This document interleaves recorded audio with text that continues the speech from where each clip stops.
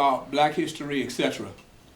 When you are marginalized from the beginning, when you are indoctrinated to think that you're less than, when you are told that you can't learn, or when you watch various clips, and I know I don't have but 7 minutes with the Buffalo Soldiers and the whole nine. I have to tell this story when we talk about education, and people idolize General George Custer, and when General George Custer never showed back up again, he was given specific orders to take members of the Buffalo Soldiers with him to this fight, the 9th and 10th Regiment.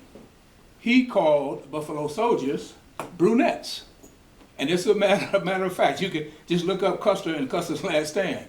And he told his superiors he didn't need any brunettes. He didn't want any brunettes fighting with him. Now, I'm not intimating that had he taken the brunettes, he would have been spared. Then again, maybe he would have. You have your Red Tail, the Tuskegee Airmen. You have the Harlem Hell Fighters. I mean, you have all of these things that we never talk about in history. So as a young boy, I'm growing up, as you're talking about in Bossier City, sweetheart, with Barstow Air Force Base there, I'm hearing the older men talk about World War I, World War II, and this kind of thing. But they're not getting any respect. I'm looking at individuals that could not recognize their names if they were written on that wall, but they were very intelligent. So as we talk about education, we never dive into why students are not learning, even in modern times. So I jotted down, we put down a few things, and one of the first things I want to talk about is we never distinguish. Curriculum is different from academic standards in that standards define what students are expected to learn in a particular subject and grade, and a curriculum defines how teachers will teach to ensure student standards. So as an old principal, and I'm not patting me on the back, that's why I brought the George McKenna story. As an old principal, I learned from the best.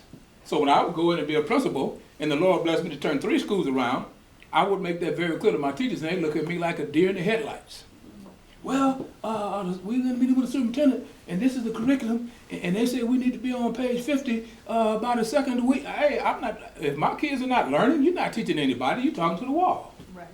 And I would use the word on purpose. I said, you ain't teaching anybody. You're talking to the walls. The kids don't understand it anyway. So you've got to give them some development. Then we would use the learning style inventories. Most people look at me again like I'm crazy. I would fight with my superintendents all the time when I had to hire teachers. I said, okay, if we're talking about hiring teachers in core areas, then I want teachers that can do differentiated instruction, that understand how to use manipulatives and all of those things, if you're going to educate my kids. Right. They go, well, Mr. Lawrence, it's a shortage. Oh, go find them. Go find them. Then let's give them learning inventory styles, and let's give it to our kids, and then we'll see where the kids are, and then maybe we can slot the kids in with these teachers that have similar learning styles, so your instructional delivery will be different. So you can't say, well, Bobby's just dumb and he can't learn. I don't think that's the case. And that's why I'm saying, not patting myself on the back, that's why I'm encouraging you guys to watch the George McKenna story, because we did a lot of that. I don't have a movie, and I tell my wife on a selfish note I should have, because we did some of the same things in places people didn't think it was possible. Now, why did I share that, and why did I want to bring out about the student athlete, that type thing? Because I was a big guy, because I was a former free agent with the Houston Oilers and the Raiders. They thought they were hiring, because I always went into these, quote, schools that were supposed to be doomed. So they thought they were hiring, but they were trying to hire a police officer, not an academician. But they got both. Because I believe in discipline, and I know what I'm doing.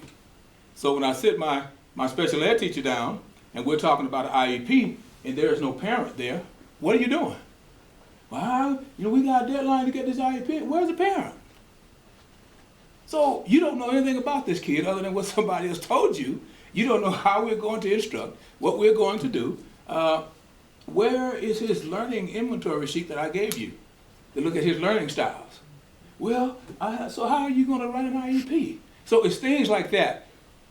What we do not grasp as educators and people get angry with me sometimes, and my wife can tell you, we'll be at school board meetings, and I don't do this public because I don't want to hurt nobody's feelings. You know, people talk about how nice the principal is.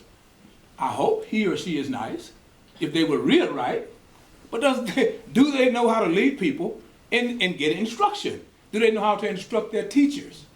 We never brought anything new into the buildings I was blessed to lead without me having people come in and train my teachers.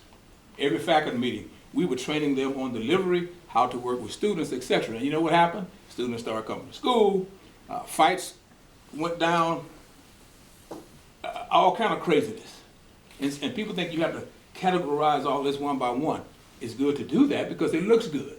You know, you go, well, what does your program do? Well, it does 1, and it does 2, and it does 3. Well, they're all married, just like the earlier conversation that we were having about what you learn. And if I can regress and go back a little bit, young lady grew up in Bossier City, having only gone to Airline High School a year and a half, at Charlotte Mitchell, we always had Black history everywhere, pictures everywhere, teachers talk to you about it, etc.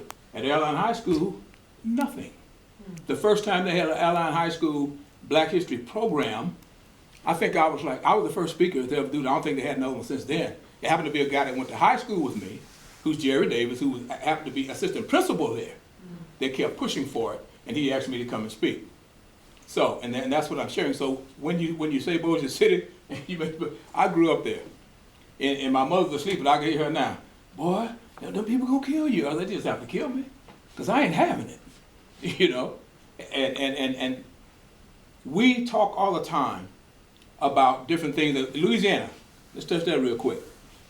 And a lot of people don't know this because we need to understand. First of all, in an educational institution, you have a nomenclature, and that nomenclature should tell you what that child needs to know from grades 11, K through 12.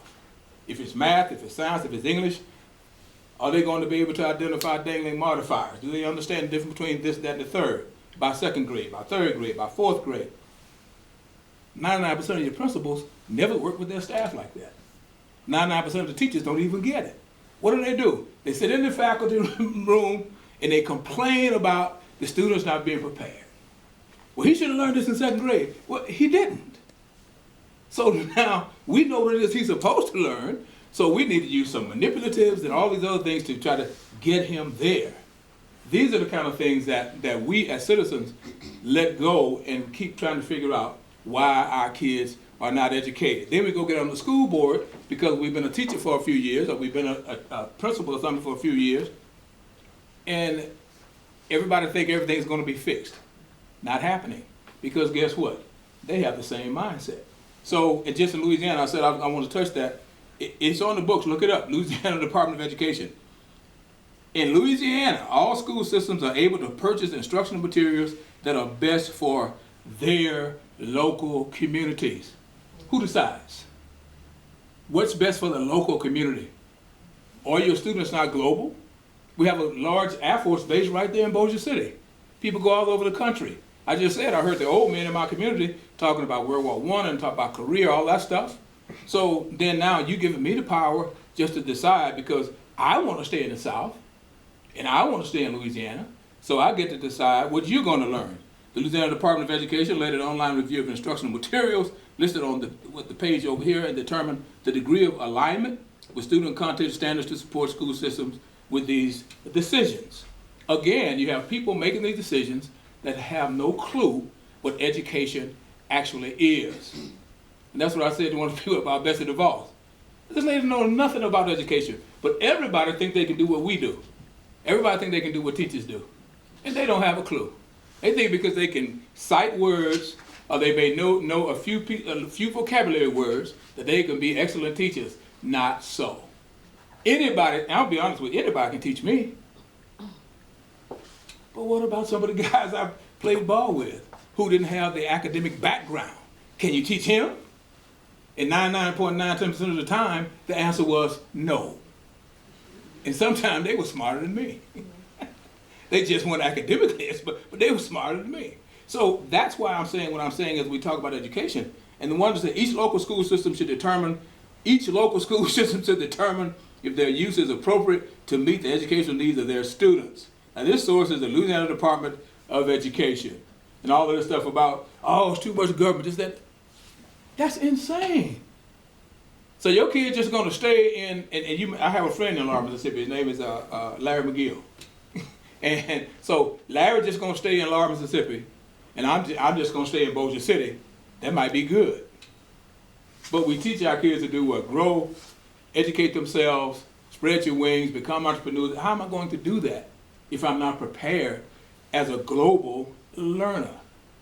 So as we talk about education and how the institutions got started and things of that nature and where they are and what the curriculums are, people don't understand that it's not just the curriculum. And you saw it, and I thank Doc for putting that down for me, is that people don't understand. That's two different things. You got to know what we're doing. But how many educators actually know that? People get on, the cameras come, Doc, they put the microphones on these superintendents' faces, and I guarantee you, I can write the script. Well, we have your kids' best interests at heart, and we're going to do everything we can to help the child. And, we support our teachers and that kind of thing. And I'm laughing because I see it all the time. I just said, she can tell you, I just laugh to myself. I got to say, man, these people are buying that. He hadn't said anything. He hadn't said anything about what we're going to do to actually help instruct these children. He hadn't said anything about how we're going to help our teachers be able to progress and move forward. He hadn't said anything about how we're going to make sure the administrators that we choose are prepared. Nothing. But he's a great superintendent. No, he's not. No, he's a politician in a position that's making money and just telling you what he think you want to hear, and the kids are still not getting help. But your kid's going to be okay because you're educated, so you're going to have him or her at a certain level. But